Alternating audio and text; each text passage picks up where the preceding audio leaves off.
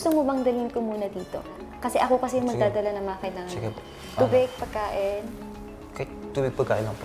Nahirapan po ako kuya magpuslit ng pagkain kasi po kanina nung pong tinitingnan-tingnan ko po yung tinapay, nakatingin po si Patrick.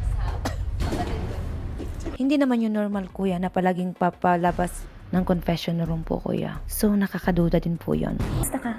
Okay lang. Uy, sorry, hindi ako makapuslit. Okay lang kasi kinakabahan po ako kuya, medyo nagpapanik na po ako kasi po alam ko po na hanapin po nila yung Arinola sa gabi.